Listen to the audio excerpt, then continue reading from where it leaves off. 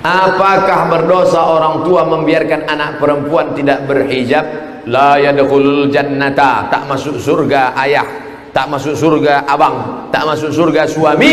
Dayyus, yang tak ada rasa cemburunya. Abang, ayah, suami membiarkan istri, adik, anak perempuan keluar rumah tak pakai hijab. Dayyus, tak ada cemburunya. Itu adik kau? Iya. Cantik ku tengok. Iyalah, abangnya kan ganteng. Dayyus, tak ada rasa cemburu. Mestinya wajahnya merah. Kenapa kau tengok aurat saudariku, adikku, anakku?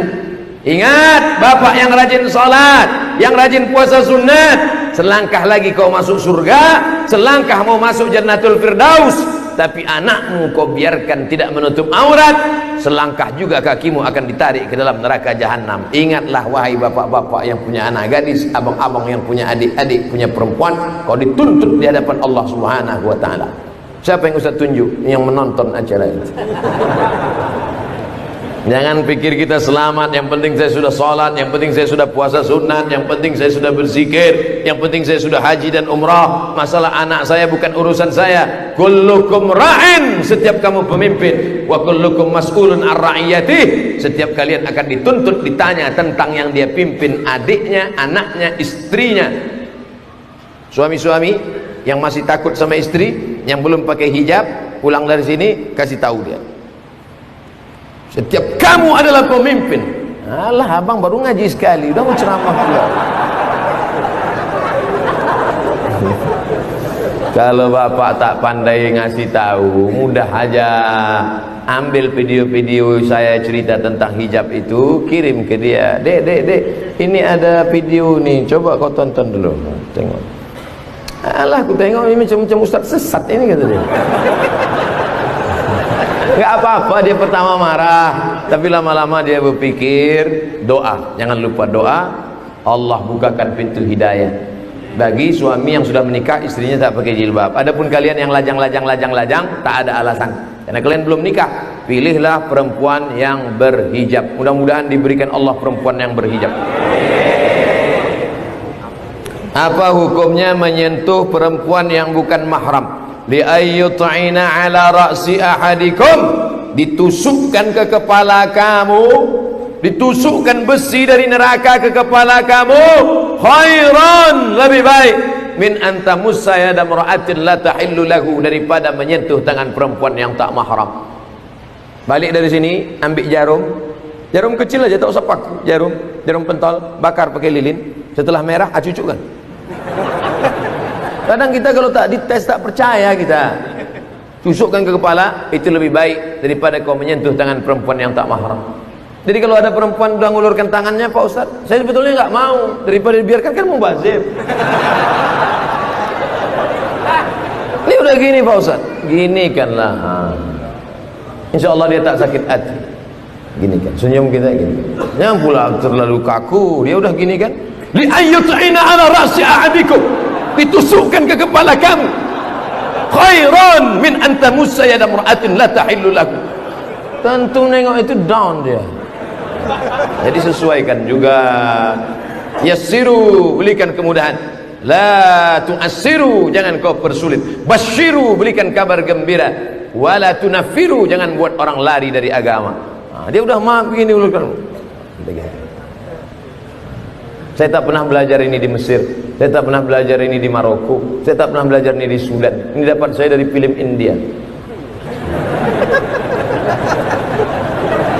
Kita sama orang India ini bingung kita. Iya sama tidaknya sama.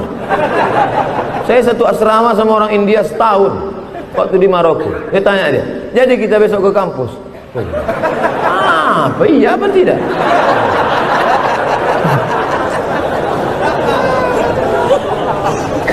Abang saya seorang polisi, bagus. Kalau kena tilang telepon dia. Dia ingin masukkan saya jadi satpam. Di bawah dia itu. Tapi saya menolak, karena masuk kerja orang dalam itu haram. Mantap adik, mantap. Tapi orang tua saya marah-marah karena saya menolak. Bagaimana cara menasihati orang tua Pak Ustaz? Wahai orang tua yang punya anak yang soleh, Ketika orang lain justru memanfaatkan keluarganya, anakmu malah tidak mau karena tak mau makan haram, dia sudah menyelamatkan engkau dari azab Allah Subhanahu wa ta'ala. Bayangkan dipakainya jasa abangnya, sebetulnya dia tidak punya kapasitas kemampuan sama sekali, kerja dia di situ, gajinya haram, tunjangannya haram, berasnya haram, duitnya haram, dikasihnya anak bininya makan haram. Tapi kalau dia memang layak, fit and proper test, lulus, tes tinggi, lulus, tes otot sehat, lulus, tes kesehatan, lulus, datang abangnya, orang tahu, itu adik kau ya? Iya, lulus. Memang andai itu pun tak ada, tetap lulus. Maka tak ada kecurangan di dalamnya. Siapa yang curang? Man ghasyana falaysa minna. Siapa yang curang bukan golongan umat Nabi Muhammad sallallahu alaihi wasallam. Bayangkan andai kita di akhirat nanti jumpa mau minta syafaat, ya Rasulullah minta syafaat, apa kata Nabi? Kau bukan umatmu karena kau curang. Kalau curangnya demi 100 miliar masih masuk akal. Curangnya apa? Hanya mau jadi satpam.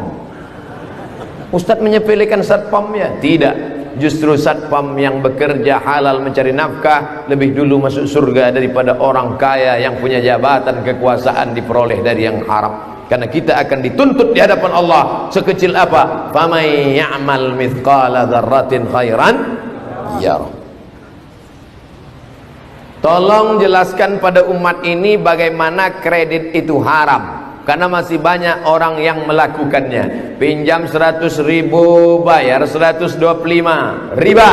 Pinjam 100 juta bayar 110 riba. Orang yang melakukan riba kena 5. 1. Alladzina yakuluna riba, orang yang makan riba, la yaqumuna illa kama yaqumul ladzi yatakhabbathu syaitanu minal mas. Bangkit dari kubur nanti macam orang kerasukan setan. Pernah nengok orang kerasukan setan? Pernah nengok orang di ruqyah? Allahul qayyum la ta'khudhuhu sinatun wa la nawm lahu ma fis samawati wal ardi. Macam itulah dia nanti bangkit di akhirat. Ada nanti di akhirat, tengok ke kanan malaikat, pandang ke kiri malaikat. Kenapa aku bisa bangkit di akhirat sama malaikat? Al-mahiru bil Quran. Anak-anak kita yang hafal Al-Quran nanti di akhirat dibangkitkan bersama para malaikat. Amin. Tapi ada yang bangkit di akhirat nanti, bangkit dari kubur kepalanya keledai. Kenapa kepala kau keledai? Karena selalu mendahului imam. Imam baru Allah, dia harus tegak. Kau kenapa cepat kali? Aku kan pembalap. Ingat, terserah mau kau salib imam sekarang, terserah. Di akhirat kepala kau keledai. Kalau lebih cepat dari itu Pak Ustadz, kuda Nil. 2. Duit yang haram tadi dimakan, dibelikan ke nasi, dibelikan ke lontong sayur, pecel lele, lalu disuapkan ke mulut, berubah menjadi darah. Darahnya itu dari jantung nasi ke otak. Sepiring nasi, setetes darah masuk ke jantung, naik ke otak. Nasiyatin kadzibatin khati'ah.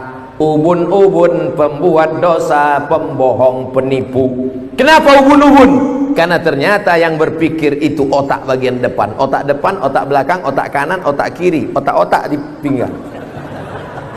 Otak bagian depan ini otak yang berpikir.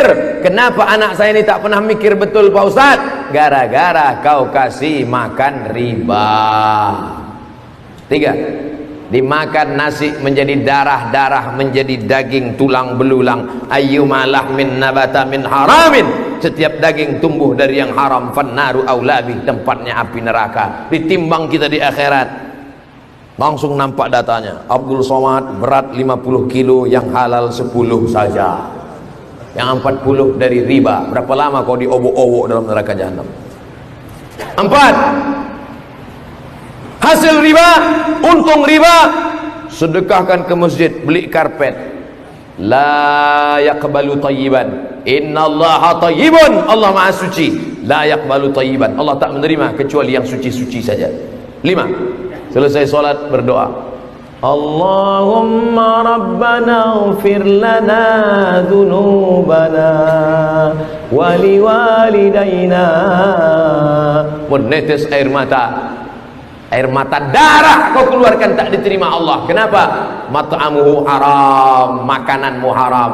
Masrabuhu haram, minumanmu haram. Malbasuhu haram, pakaianmu haram. Wa ghudhiya bil haram, kau disuapkan, kau menyuapkan, kau diberi makanan-makanan haram. Maka jaga makanan, mustajabud da'wah. Jaga makanan, doa dikabulkan. Jangan makan haram. Di antara makanan haram adalah riba. Saya dari Majelis Taklim Nurul Huda, Desa Gudang, Kecamatan Simpang Rimba.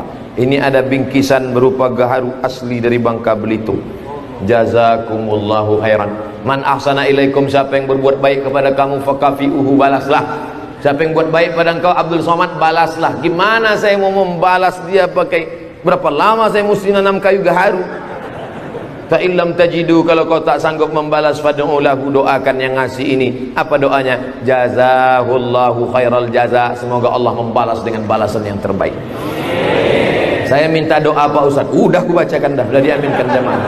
Karena saya baru belajar mendalami agama, namun karena saya baru belajar sering mengalami kendala-kendala dalam proses belajar. Mudah-mudahan dengan doa Pak Ustaz proses belajar saya lebih lancar. Allahumma faqihu fiddin. Anak-anak muda yang baru hijrah ini dalamkan agama mereka ya Allah. Waftah lahum futuhal arifin. Bukakan pintu hati mereka sebagaimana telah kau bukakan kepada para wali-walimu ya Allah. Waj'alhum min warathati anbiya'ika, jadikan mereka menjadi pewaris para nabimu ya Allah. Wadkhilna ma'ahum ma'al habibil mustafa fi jannatikal ula, masukkan kami bersama mereka dalam surga Jannatul Firdaus bersama Nabi Muhammad sallallahu alaihi wasallam. Kertas yang lain boleh hilang, yang ini jangan.